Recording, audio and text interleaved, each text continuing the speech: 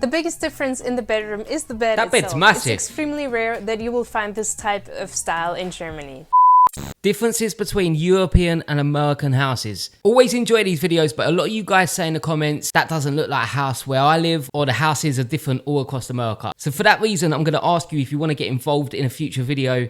In the description, there'll be a contact email for me, and I want to do a video checking out all my viewers' houses. So if you want to get involved and you want to send in pictures or videos of your house that we can check out in a future video so that I can see what different houses are like across America, it'd be a really interesting video to make. And of course, my viewers, my subscribers, you guys make this channel. So it'd be very interesting to check out where you live, what your houses are like, and everything else. Yeah, so if you're interested, check out the description where my email address is. Send over your photos, send over your videos. Yeah, we're going to check them all out in a future video, which should be pretty cool. But we're gonna jump into this one, European v USA houses. Hey guys, what's up? Welcome back to my YouTube channel. If you don't know me yet, my name is Veronica. I'm 29 years old and I'm originally from Bavaria in Germany, but I moved to the United States last year. Right, okay.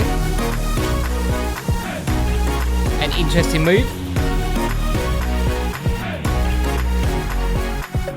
In today's video, I'm gonna show you guys around in our house for a little bit and tell you about the major differences between German and American houses. But before we start, I do have another disclaimer. We currently live on a military base where the quality standard might be a little lower than on the economy. Interesting. And also we live in Georgia, and what you'll see here today could be totally different than somewhere else in the United States. I've heard that a lot. I just want you to keep those two things in mind. All right, let's get started. Ta-da! Welcome in our kitchen.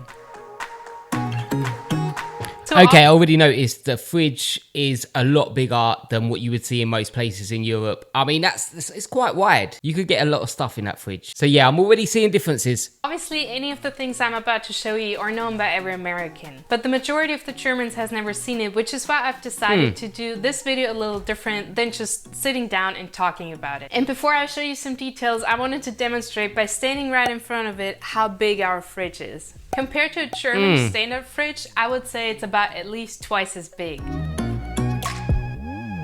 So big of course fridge. the overall size of the fridge is being reflected inside as well. As you can see, it's no issue at all to fit a huge carton of milk, which right here we have half a gallon, that's 1.89 liters. Wait, she don't even need a house. She could live in that fridge. That fridge is massive. It's massive. Inside the door, I don't think that's possible in a German fridge, and you could probably fit like 4 or 5 in here. But not just the size of the fridge is different, also the fact that the standalone fridges in America are the standard, whereas in Germany you will find both standalone fridges and then the built-in fridges, which are blended in with the cabinets of the kitchen. There's a funny story my husband told me when he... Wait, these. I've seen these ones. I've been in people's kitchens and I'm like, where's your fridge? Where's your fridge? And then you see, they open up a door, it's in the cupboard. Wait, so your fridge is in the cupboard? And that is how small some fridges are in the UK. Honestly, some houses I've been to, tiny, tiny fridges, hidden away in little cupboards. I do believe the bigger the fridge, the better. You could get more food in it. He first came to Germany, he was at a German friend's place and he wanted to get a drink from the fridge, and he went to the kitchen and didn't find the fridge because it was blended in with the rest of the cabinets. He was like, does that person not have a fridge? That's happened to me. Since I was already sitting on the floor, I'm just gonna continue with the oven. Okay. So just like the fridge, our American oven is so much bigger than any wide. oven I've ever seen in a German home. But then another difference you can spot... So wait, is this normal? Are they normally this wide? You can get a lot of food in that. Right away is the fact that the heating element on the bottom is visible. In Germany, it's always built in. I've never seen it like that. You might think it's harder to clean. That's interesting. And I mean, it is kind of in the way, but you can lift it. And also this oven comes with a self-cleaning feature. That's something I've never noticed on a German oven. Another difference is the fact that we cannot turn on... My oven's got a self-cleaning feature. I have no clue how to use it. I'm clueless, but yeah, I would be interested to use it. I'm not sure if it actually cleans itself.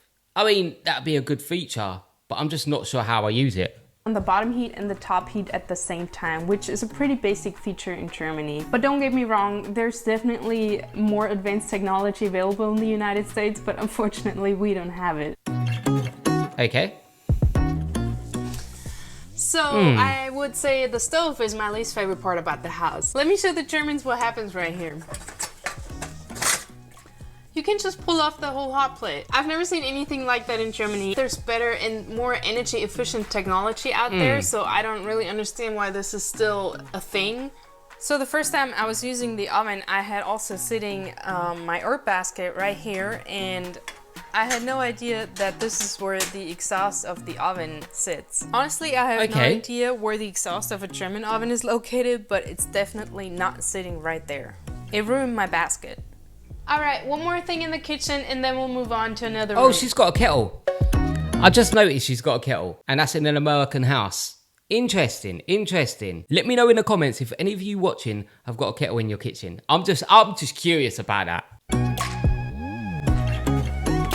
The famous garbage disposal. That's something Germany's kitchens are really missing. It's really neat not having to pick up all those tiny food waste pieces. And to keep it fresh, we always throw in our lemon and lime remnants. Okay. And then we turn it on. Interesting. Servus! Alright guys, it's actually a few days later now, and as you can see, we made our way upstairs to the bathroom. So there's two differences in the shower I would like to point out, which is why I'm standing right here. Wait, is the house that big that it took her 2 days to go upstairs?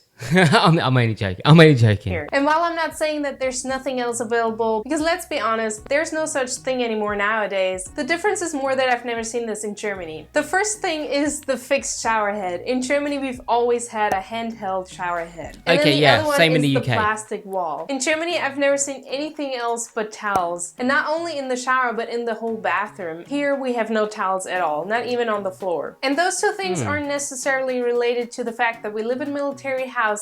I guess they're just really common, at least here in the South. I've also noticed that these huge mirrors and the built-in cabinets seem to be a standard in the US.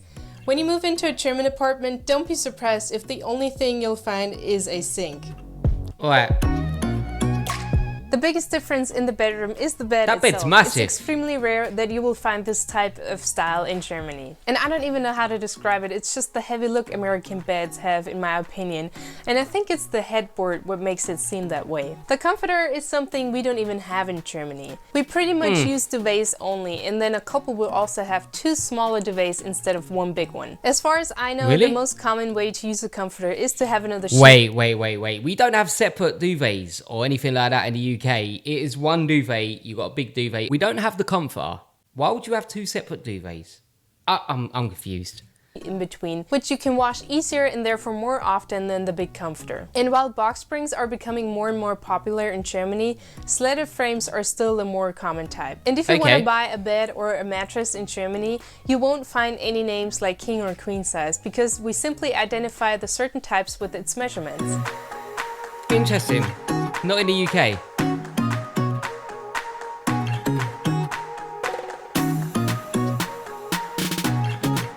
Obviously, I expected certain parts of Europe are going to be very different to the UK, but yeah, interesting to see what she's saying.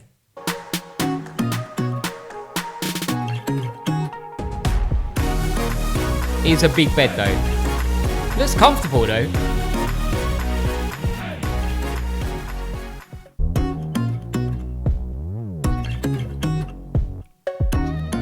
How small that bed is.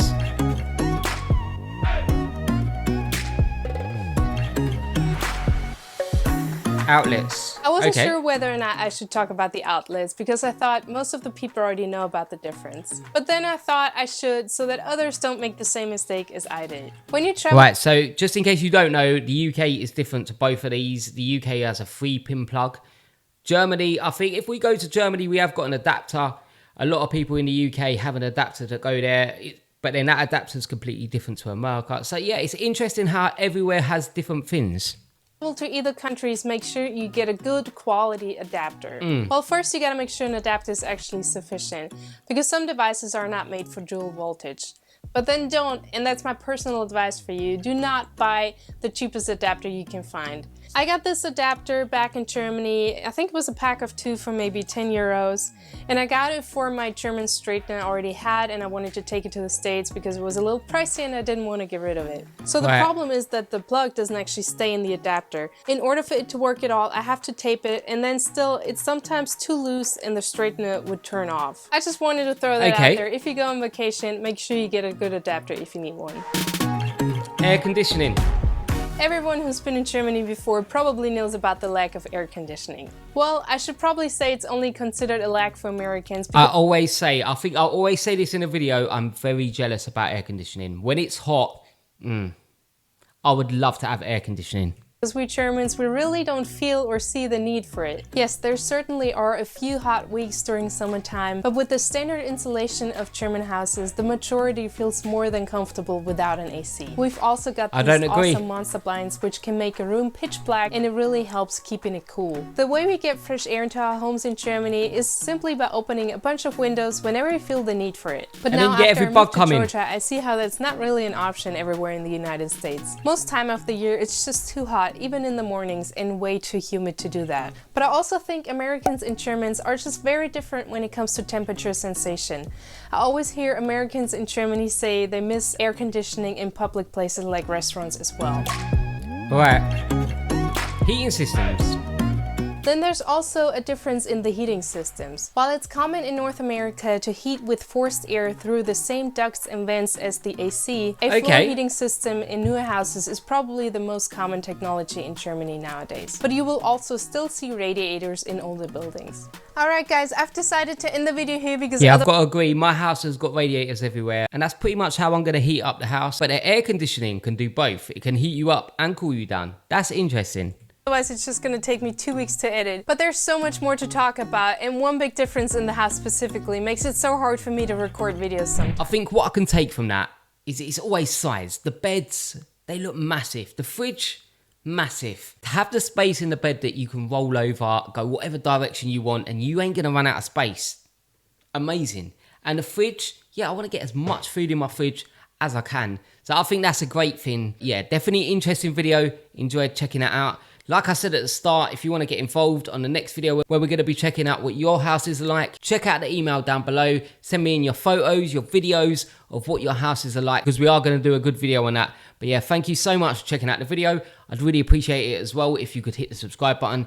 It massively helps out the channel growing. But for now, I'm going to catch you on the next reaction.